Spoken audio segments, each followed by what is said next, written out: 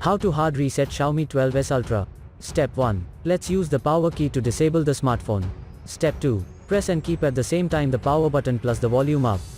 Step 3. Release the power key after the Xiaomi logo pops up and then continue holding only the volume up to open the recovery mode.